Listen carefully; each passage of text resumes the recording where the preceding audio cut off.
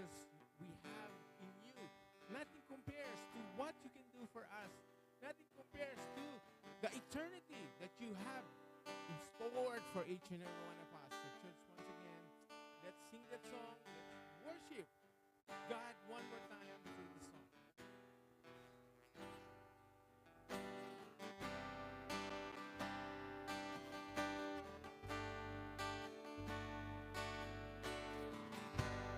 My Jesus, my Savior, Lord, there is none like you. All of my days, I want to praise the wonders of your mighty love.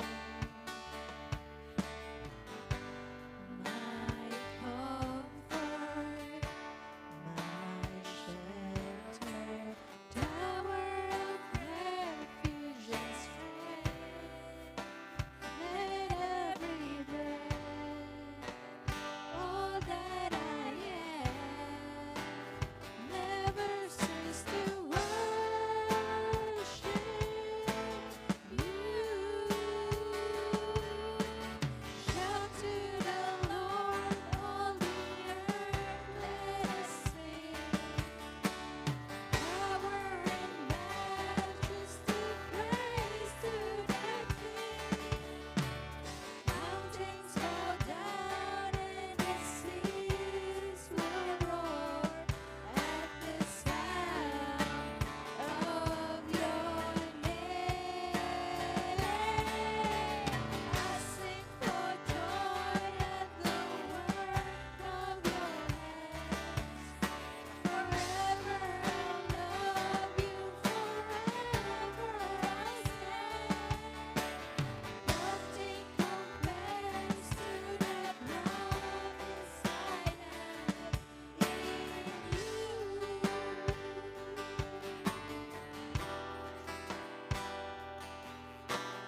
Nothing compares to the promise I have in you.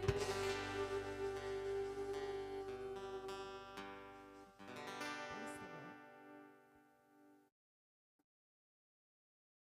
Good morning, everyone.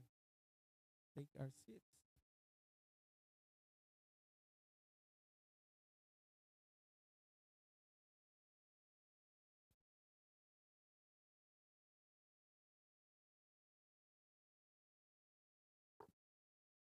Okay. Hello, everyone. Good morning. And also those who are watching, thank you for joining us. A lot of things have happened itong linggong to, no? So someone moved house, new residence. So congratulations. And someone celebrated uh, wonderful birthday. Kasama natin sa Sydney, nag-celebrate ng wedding anniversary. So it's good to be in the house of God, proclaiming His goodness over us. Okay.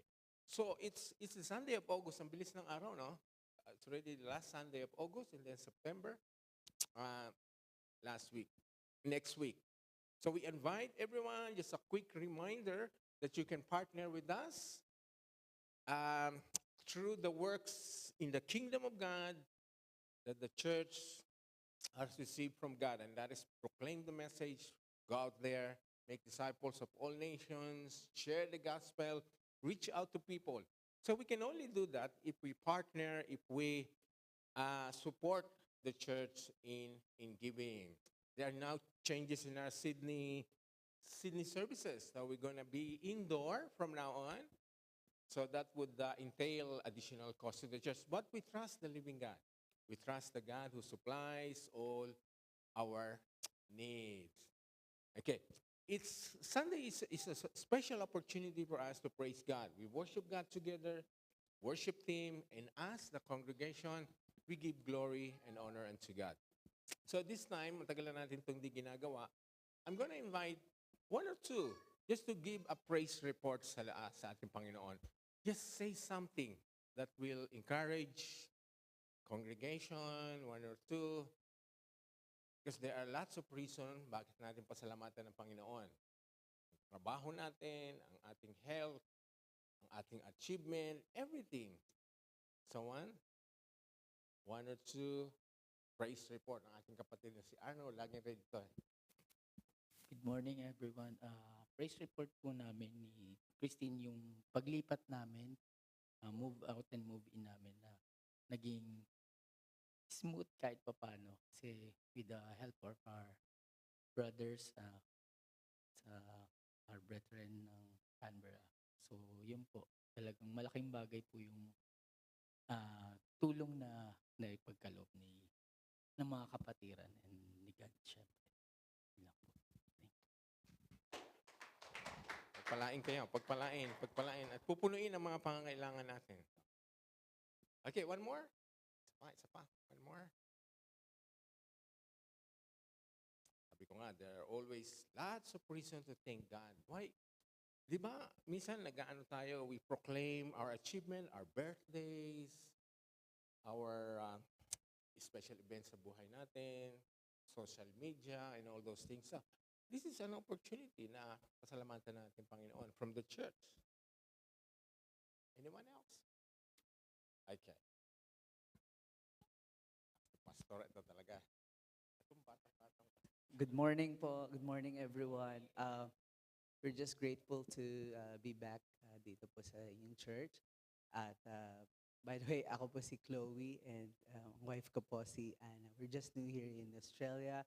We've just arrived like last year, and we praise God that after a few months of waiting for our visa, just last month, the visa just got approved, and we praise God for His working. Even ngayon po may mga work na rin po kami. We praise the Lord sa ginagamit niyang mga tao at dinadala kami sa tamang mga trabaho. Actually, the past few days have been a reminder for us about the blessing and the brevity of life. Because last August 21, ay nanganak po yung aming ate. So we praise God that si Isabella Grace was added into our family.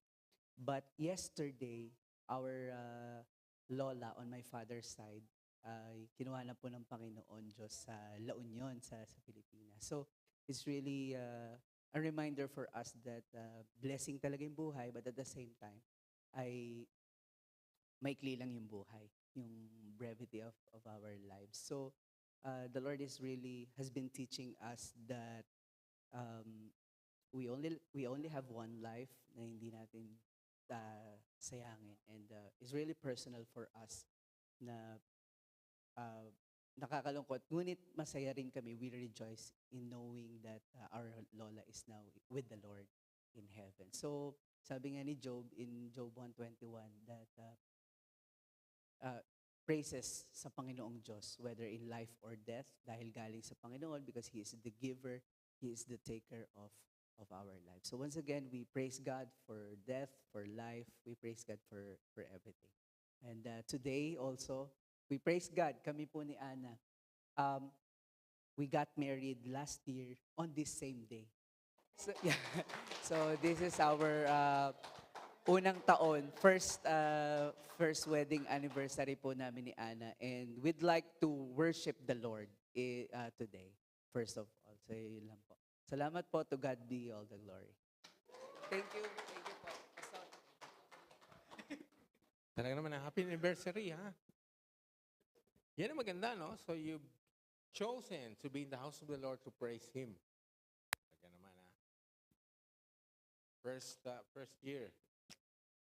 Congratulations. Congratulations. There'll be many more years, prayers, and wishes for you. The two of you, that God will make the bond of marriage stronger. You'll be more attached to each other, and there'll be kung ano man ang pagkaloob ng Panginoon sa inyo, mga regalo, mga milagro na ibibigay sa inyo. Family, children, ay yaan ay magaganap ayon sa kanyang kalooban, sa kanyang sa kanyang purposes. So let's take for a few moments. Let's shake hands, go around, say hi, hello to everyone before we share the word. Go around, shake.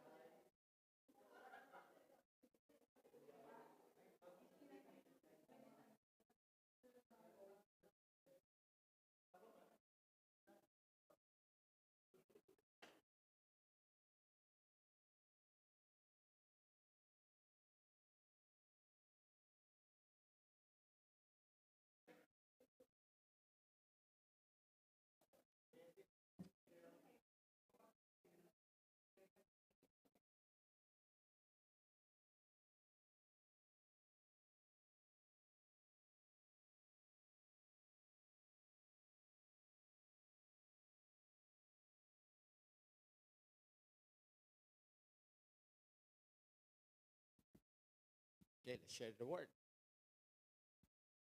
So we're continuing our series of preachings on the book of Romans. So this is now the third or the fourth, and we're still on chapter 1.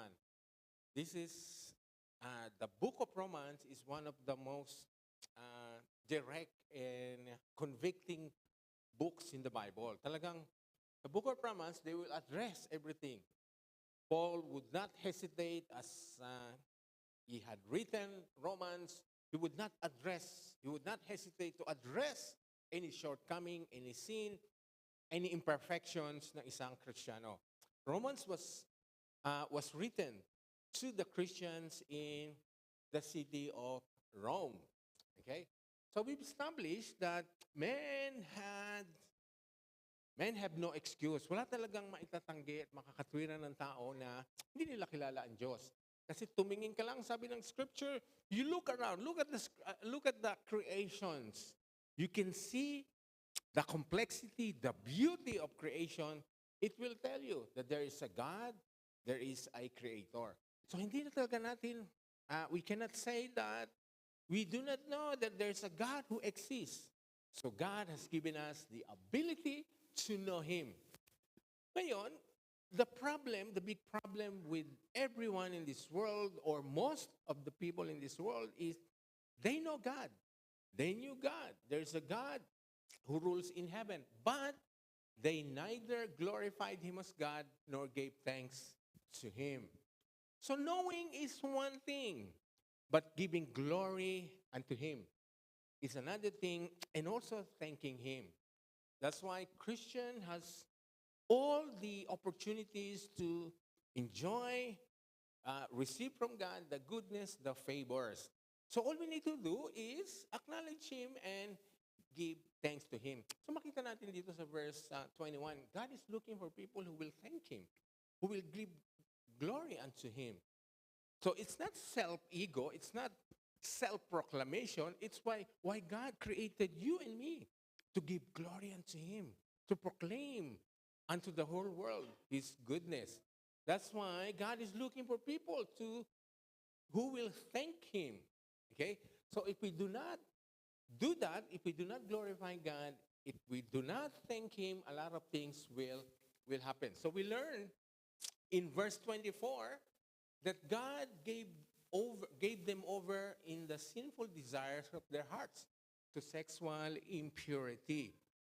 Because when we fail to recognize God, when we fail to acknowledge Him, marami yan parang may domino effects. Yung ang buhay natin magiging hindi tayo maingat, hindi tayo we'll take his words, his commands, his precepts for granted. So what's going to happen is God is touching us, calling us, prompting us to obey him. But if we fail to do so, sabi sa verse 24, God will give them over to sinful desires. So let us remember po. So I'm going to repeat this. God, your salvation, that's why you came to Jesus. That's why you came to the Father. That's why you accepted Jesus Christ as Lord and Savior. That's why you've understood the gospel. It's because God helped you. Salvation is from God. Although we make the decision, God helped us, prompted us to make the right choices, the right decision. So talaga siya lahat nag-initiate sa atin. So we cannot say, we cannot reason that it's my own wise decision. God help us. God help us to make choices. Kaya nga, sabi sa scripture, after scripture, verse after verses, God calls people. God elects people. Meron siya mga pinipili, meron siya mga tinatawag. At sa mga nandito ngayon, then we can correctly say that you have been called by God, that you have been chosen by God. That's why you're attending the church, you understand the gospel, you know Jesus Christ, and you are submitting to him. So if we do that, we will God will not be able to work in us. Ngayon, in the area of sin, so I'm proud to say that this church will never hesitate to preach on sin. A true church will not hesitate, will not back away from proclaiming messages about sin. Kasi yun ang umiiral sa atin eh. That's the most dangerous thing that is happening with unbelievers. Ang problema, maski mga Christians. So we earned the righteousness of Jesus Christ. Jesus Christ has given us, imputed unto us His righteousness, but in sinful nature natin nandun pa eh. That's why we still commit sin. But the big difference is we are now more aware of sin. We're now more sensitive to sin. That's the big difference between believers and unbelievers. So, even in the area of sin, lalong-lalo na po sa mga hindi pa nananampalataya, God help people even in the area of sinfulness that they would not be completely imprisoned, yield completely into sin. Kaya ang mga taong sumamba sa Panginoon, nakakilala sa Diyos, ay tinulungan sila ng Diyos na doon sa kanilang kasalanan, sa kanilang sinful life, God made a way for them to realize about their sinfulness, about their disobedience unto God. So lahat-lahat talaga tinutulungan ng Diyos at gumagalaw siya. Kasi if God would abandon man, if God would let man to make choices, man would never choose God. Kaya nga we read scripture after scripture that God gave them a new heart. God gave them, caused their eyes to be open. God gave them opportunity to hear the gospel. Ganun ang nangyari sa atin. So we were given opportunities. We were given help by God so that our eyes can be open. So yun, may mga pinipili ang Diyos. Meron siyang tinatawag at yung mga tinawag niya ay talagang they'll be the one who would never turn their back on God. They would completely submit unto Him. Kasi nga, God is in His sovereign will never fail in His plan and His purposes. Kaya na nangyari sa atin. Okay? So, if we do not listen to God, if we do not heed to His commands, God will give them over. So, 3 beses, sinabi dito. Verse 24, if you do not listen to God, if you do not proclaim His greatness, if you do not thank Him, verse 24, God will give you over to your sinful desire. Ibig sabihin, pababayaan ka na ng Panginoon. God will let you commit all those sexual impurity. Pangalawa, pag hindi natin sinunod ng Panginoon, hindi natin siyang pinakinggan. Verse 26, God gave them over to shameful lust. Kaya lalong nagpapakasama, lalong dumudumi, lalong nagkakaroon ng mga masamang pag-iisip ang mga tao. Kasi nga, if they would not listen to God, sabi ng scripture, I would not contend with men forever. I will prompt men. I will call men. But if men will harden their hearts, God will give you over. Okay? So pag pinabayaan, ibig sabihin ng give you over. So pangatlong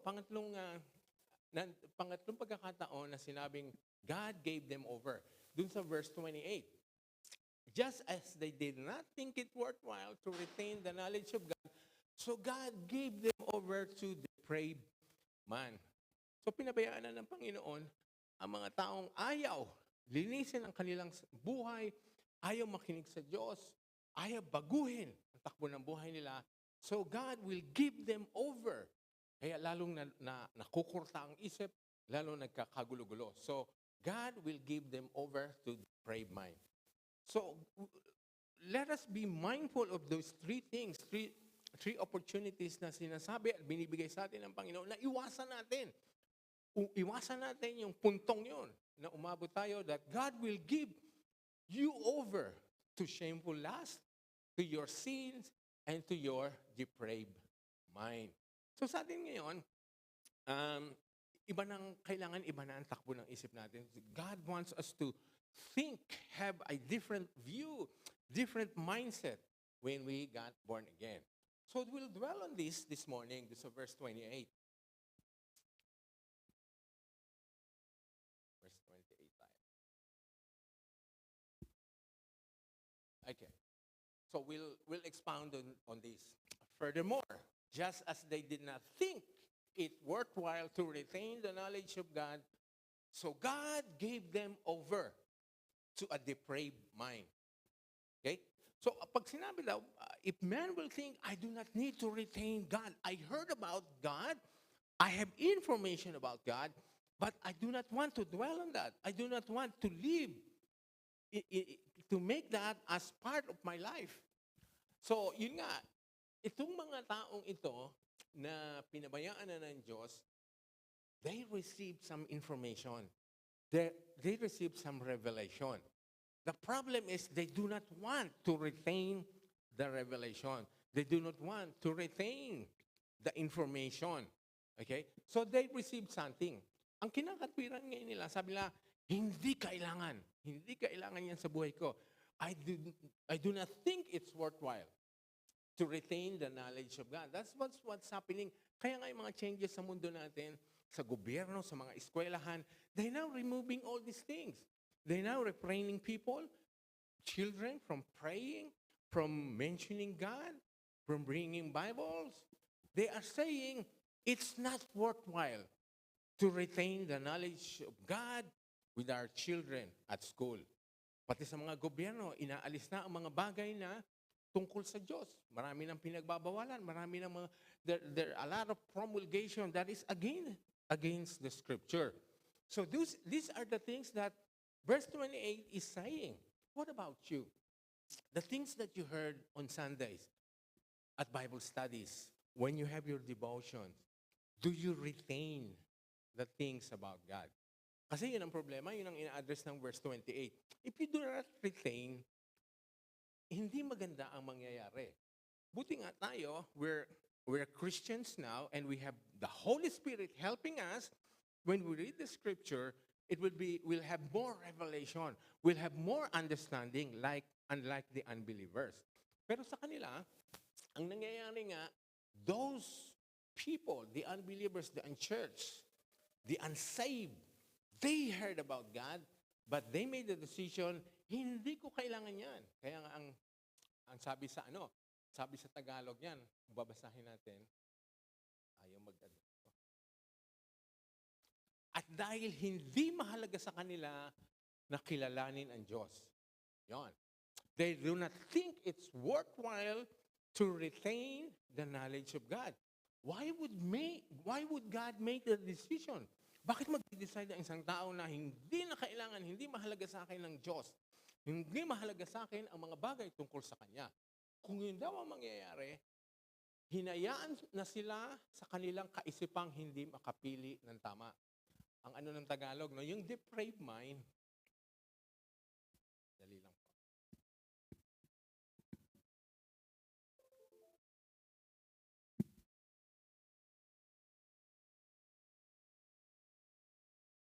yung depraved mind, sa Tagalog daw yon, yung isipang mo hindi makapili ng tama.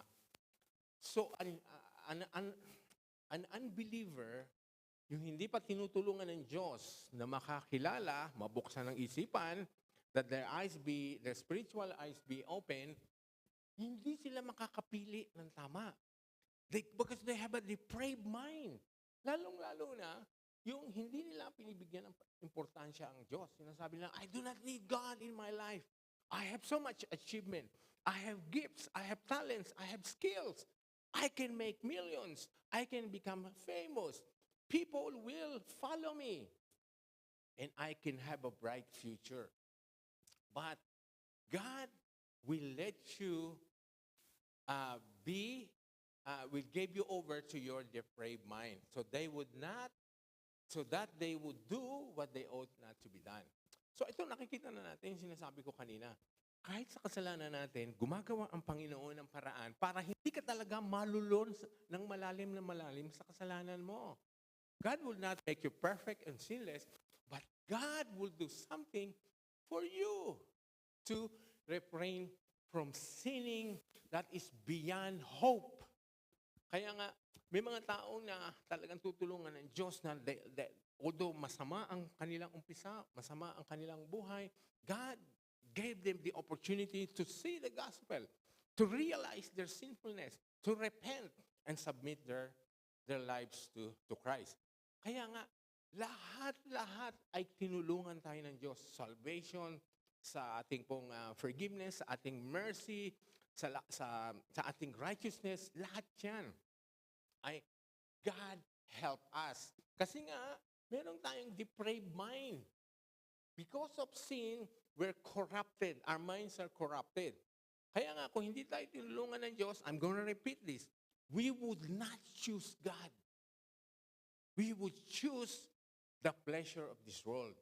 Kaya nga, kung ma-realize nyo to, kayo ay Kristiyano ngayon, kayo ay nasa church ngayon, naniniwala kayo sa Diyos, you're now a Christian, you follow God, you obey Him, you submit your life to Him, because God helped you. He opened your eyes. He gave you a new heart. He softened your heart. Kaya wala po tayo talagang wala tayong mamalaki. Okay? So yun ang mangyayari. Pag ang mga taong ayaw makinig sa Diyos, pababayaan na sila. God will give them over. Eh, para bang hawak ka ng Panginoon sa iyong kwelyo. Ikaw ay tatalo na sa bangin. But God you do not know what's going to happen there. Hindi mo alam na may bangin doon. But God is helping you. But you're resisting Him. You're rejecting Him. Your heart is against Him. But that's not going to be forever. Sabi dito, pag hindi ka nakinig, hindi ka sumunod, hindi ka lumambot, God will give you over. Pababayaan ng Panginoon ang pag-iisip mo na lalong makurta, na lalong sumama, na kung ano-ano ang gagawin mo, that you'll be doing what you ought not to do. Kaya nga, those people who rejected God, who are not ready to receive the gospel, to see the gospel, they become more vile in their sins. Kaya padumi ng padumi. Padumi ng padumi pagka pinamayaan na tayo ng Diyos. Okay?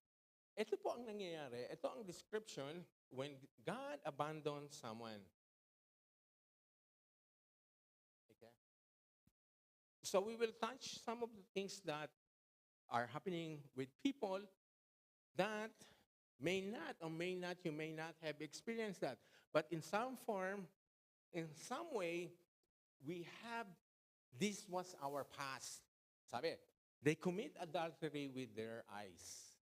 Ito na, ang nangyari na yung pinabayaan na ng Panginoon, ayaw makinig. Yung nagpakasama na talaga. God is prompted them, God called them, God sent someone to counsel them, to share the gospel. But despite that, they simply rejected everything. What they would do, they would start committing adultery with their eyes. Kaya nga, adultery starts with their eyes. Attractions. Someone beautiful, someone attractive, someone famous. And then what's going to happen? There will be a desire. Okay, so there will be attraction and then there will be a desire. Yung desire ngayon na yun, it's a sin, the desire for sin that is never satisfied.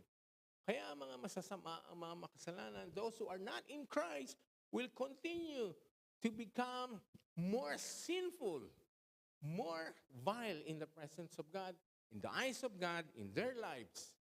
Okay? Ito pa, they not only commit sin, they not only stop from desiring sin, they lure unstable people into sin. Ito ngayon, pati pa yung iba, tinutulak nilang mahulog sa kasalanan. They commit sin, they disobey God, and they lure other people to commit sin. And they are well trained in greed. Kaya nga, ang gumagawa ng mga immorality, mga sinful sexual sins, they only think of themselves. That's why kinumpare nga yung nagko-commit ng immorality like a greedy person. Because a person who's so into immorality, all that they can think of is themselves. Themselves, me, mine. What I want, what can give me pleasure, what I can enjoy, what I can have happiness. Kaya nga, they are well trained in greed.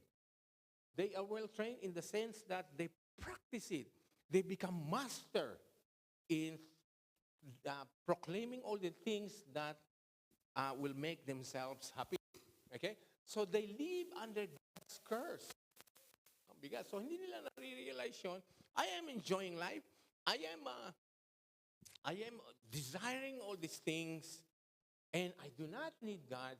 But they do not realize they live under God's curse. Alam niyo po, for one, to be under God's curse, that means you are under constant, non-stop hatred from God. The wrath of God is pending on you, be given unto you, for you to taste it. But some people already tasted the wrath of God in the present life. Hindi lamang pagdating natin sa kinabukasan, sa eternity. Okay? So these are the description of someone that God gave over to sinfulness.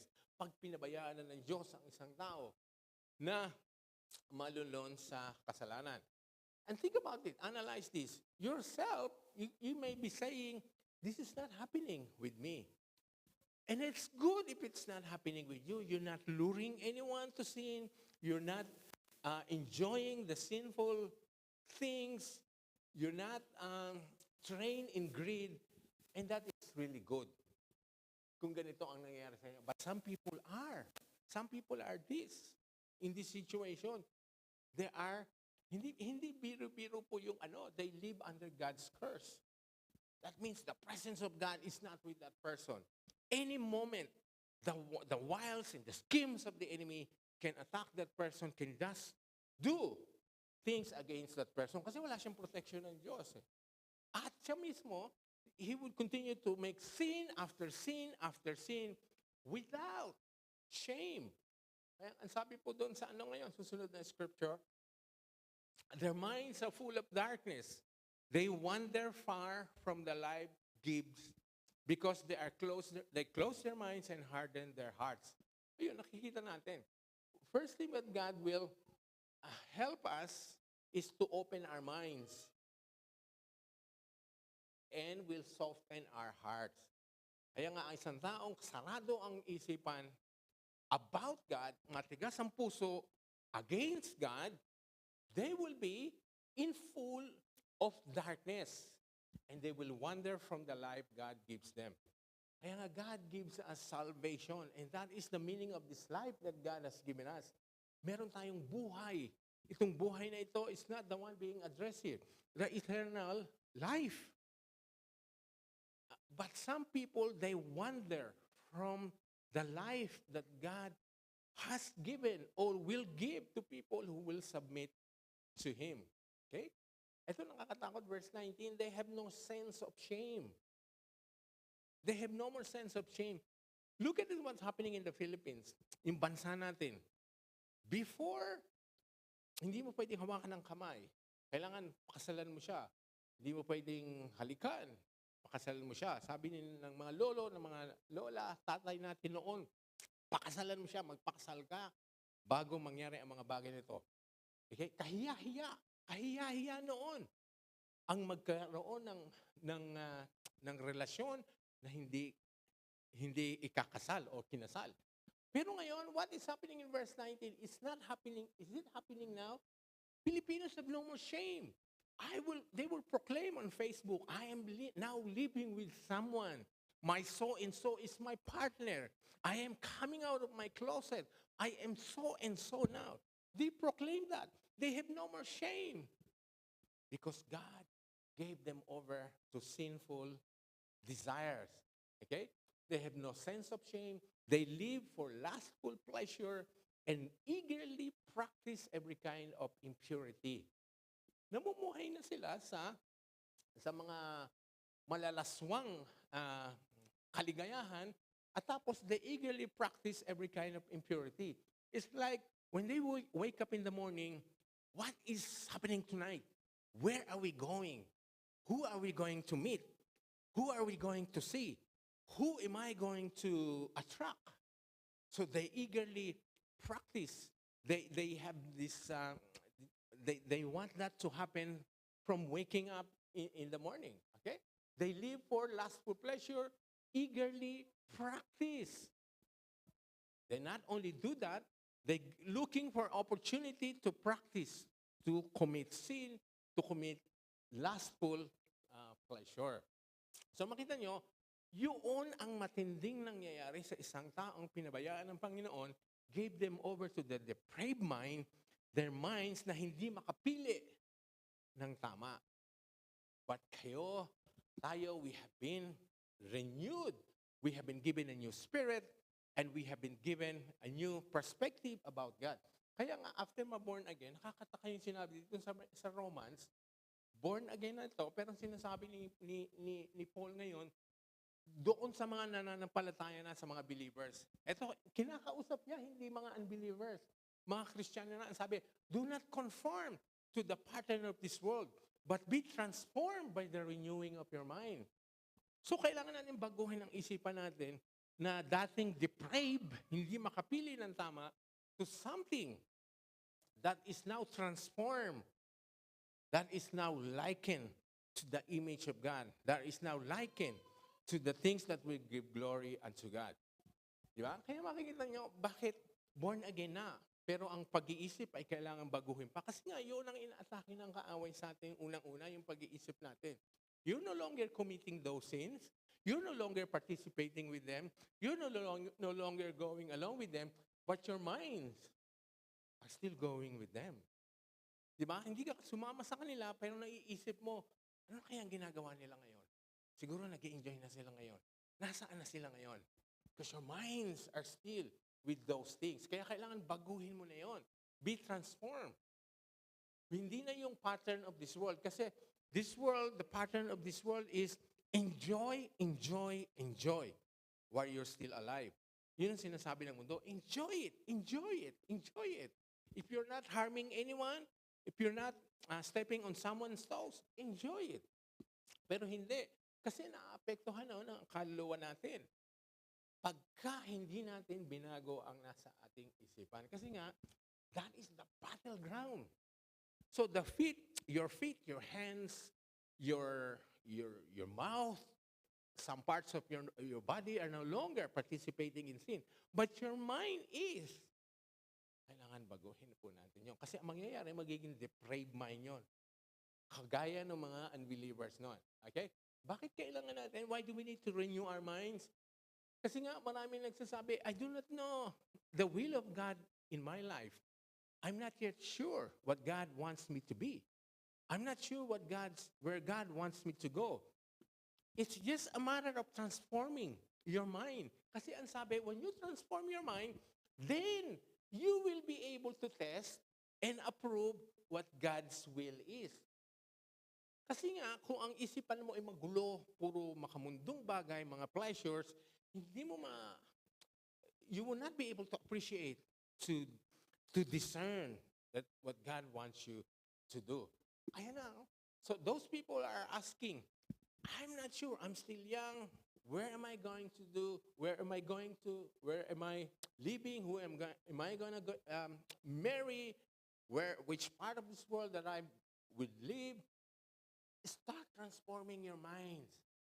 Transforming your minds and aligning it with the scripture. Kailangan naka-align dun sa scripture kasi you want understand the will of God.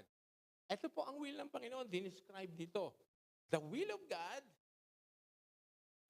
it's good, pleasing, and perfect. Okay? So, kung ano man ang pinagkaloob sa inyo ng Panginoon na mangyari at sumunod kayo, you're aligning yourself with the scripture, it's going to be good, it's going to be pleasing, it's going to be perfect. It may not have all the expectations sa mundong ito, but it's perfect because it's where God will work with you and through you. That is what? Simply renewing our mind. Binago lang natin ang isipan natin. Be transformed. Okay? Then you will be able to test and approve. Ano ibig sabihin na you'll be able to test and approve if that's really the will of God? Kaya maraming Kristiyano, they're confused. Is this the will of God? Or is this my emotions? Or this my feelings? Ang sabi, kung transform mo ang isipan mo na naka-align sa Scripture, then you will be able to test and approve. That means you'll be able to test, ito ba ay kaloob ng Panginoon? Ito ba ay sabi lang ng lolo ko? Ito ba ay payo lang ng kaibigan ko? You will be able to test which one is from God. And once you have established this from God, ito ngayon ang sabi dito, and then you will approve. That means you will go along. You would do, you would apply that in your life. So yan po ang kaibahan ng isang taong nakikinig sa Panginoon that God would never let them be yielded to their depraved mind. So salamat sa Panginoon. God is helping us in everything because God is an omniscient, God is a powerful God. There is nothing po, walang nangyayari sa mundong ito that is beyond, outside God's will. Ang sabi ng Panginoon nga, di ba, walang ibon na mahuhulog, mamamatay. That is outside God's will. Kung isang ibon na namatay, yun ay pinahintulot o hindi pinahintulot ng Diyos, tayo pa kaya? So in every area in your life, God is allowing, disallowing, helping you to become the person that He wants you to be.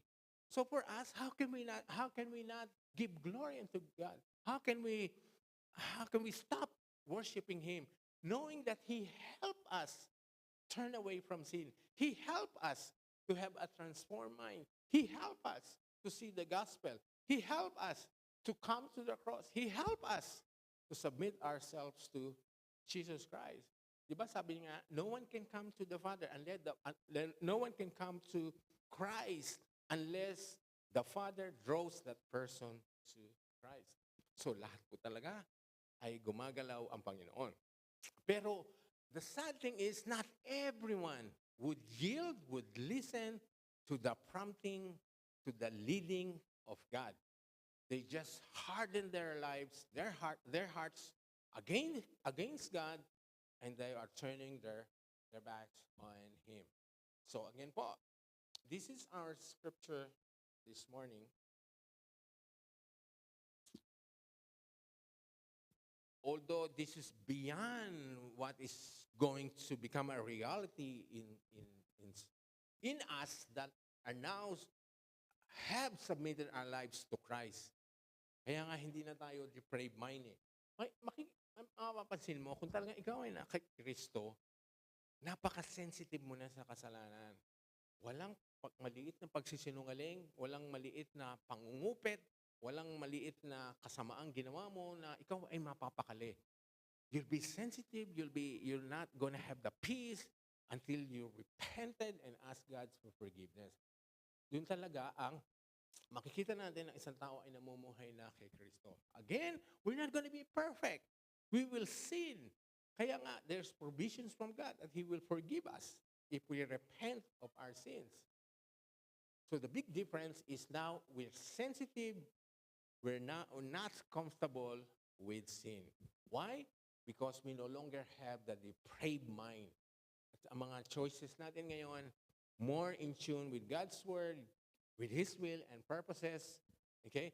So remember po, God will never, you're not gonna hear God's voice anymore because God speaks to us through the Scripture. Sa Scripture na tayo kinakausap ng Panginoon. So if you wanna know God's will, renew your mind, start reading the Scripture. Okay?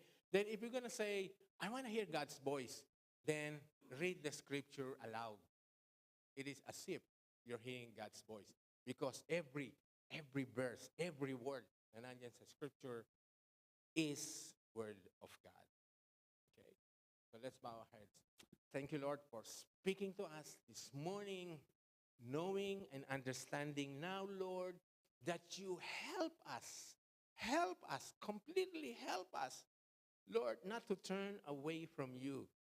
You help us, Lord, not to be given over to our depraved mind. So now, Lord, ang isipan namin ay nakakapili na ng tama because you've allowed our minds to be transformed. You've allowed us, Lord, to be given more revelation after revelation because we listen to you now. We listen and hear your voice. And Lord, give us the desire, the hunger to study your word, to read the Scripture, to go where other Christians are going, to be with them so that I can, Lord, emulate the lives that you have given them, that a life that are glorious unto you, that are giving glory unto you. Life that is full of obedience, life that is completely surrendering unto God. Thank you, Lord, that now we have the mind of Christ, that now we have the desire and the goal to be Christ-like. And through that, Lord, you can help us overcome the desires, the attractions of this world. Thank you, Lord.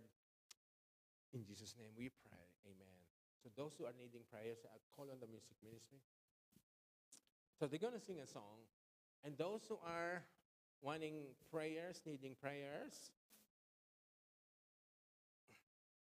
tungkol sa ating pong napag-aralan ngayon, if you're struggling in the area of your mind, not being in tune with what God wants you to be, if you're still confused as to where can I hear God's voice?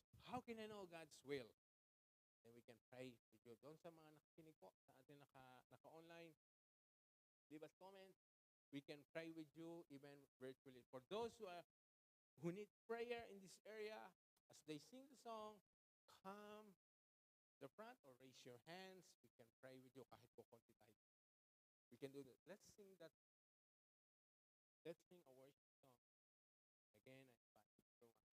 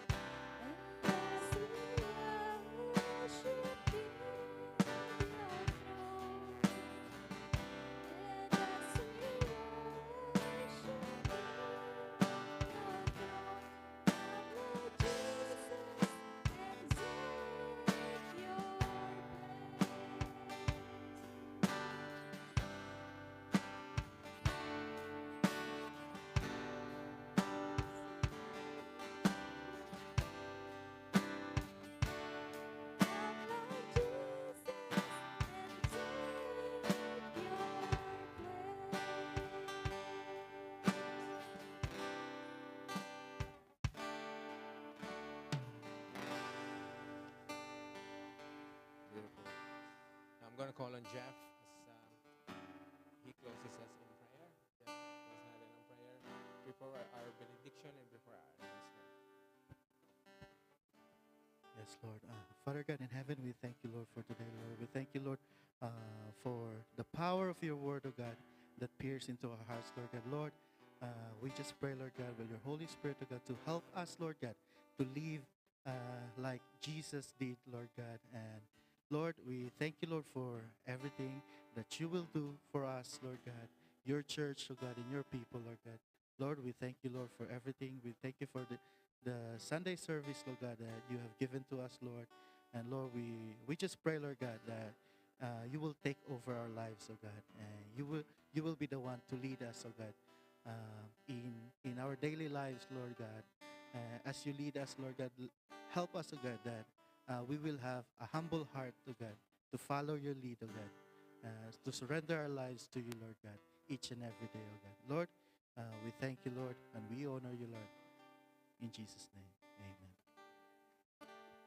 Short announcement lang po. So next week po is sa Sydney tayo ang service natin. And for those who are going to be here, so we're going to celebrate Father's Day dun sa Sydney. So if you can join us, that will be wonderful. Father's Day next week, so it will be in Sydney service. And then we have Bible study on Tuesday. And then Monday, there's a discipleship group. Study here this sa Canberra, Wednesday and Thursday din yata. And next Saturday, we'll see youth Bible study. But for now, before we end the service, a victory song, let's recite this with conviction. May the God of hope fill you with all joy and peace as you trust in Him, so that you may overflow with hope by the power of the Holy Spirit. The Lord will keep you from all evil. He will keep your life. The Lord will keep your going out and your coming in from this time forth and forevermore. May the God of endurance and encouragement grant you to live in such harmony with one another, in accord with Christ Jesus, that together you may with one voice glorify the God and Father of our Lord Jesus Christ. Go in peace, everyone. Thank you for those who join us via online. And thank you. Let's have our victory song.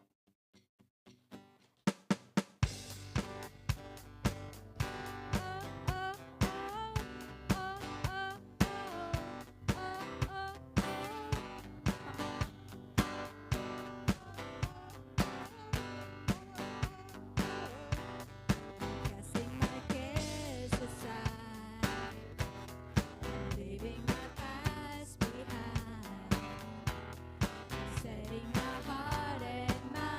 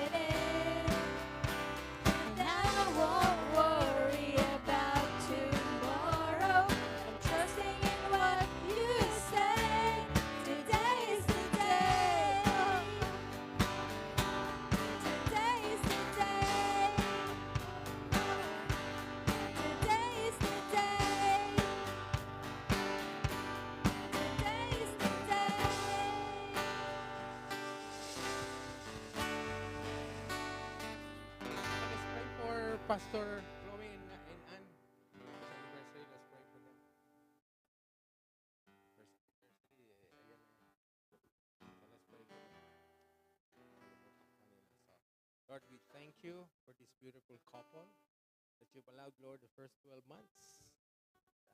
That, Lord, under your blessing, your grace, blessing of the marriage vows that they have given to each other. Pray, O Lord, that this is the beginning of a more meaningful, loving, considerate, prayerful life as husband and wife. That through them, O Lord, they experience the goodness that is from you. Use them, Lord, mightily in your kingdom. Bilang mag-asawa, Lord, that they can serve, Lord, can serve well in the ministry, in the any part of the kingdom, your vineyard, that you would cause them to be. Bless them, Lord, mga adhikain nila sa buhay, their desires, their wishes, prayers nila will cause them, Lord, to happen. That is within your plans and purposes na kanilaga mo na sa kanilang buhay. Bless them, Lord. We rejoice with them this first year anniversary. We thank you, Lord, in Jesus' name.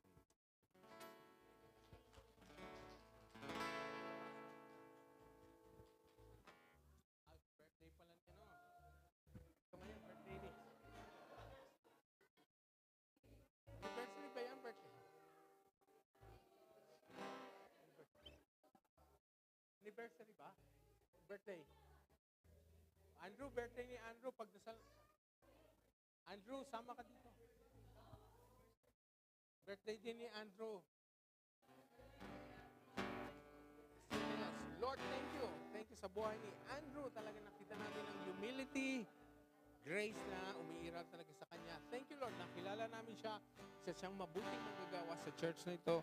Gagamitin mo pa siya, Lord, sa area of music, sa kitchen, sa lahat ng mga dako para lumaganap ang iyong kaharian dito sa Canberra. Lord, bless you. And we thank you, Lord, sa mga buhay na ibibigay mo sa kanya, mga mahabang taon na punong-puno ng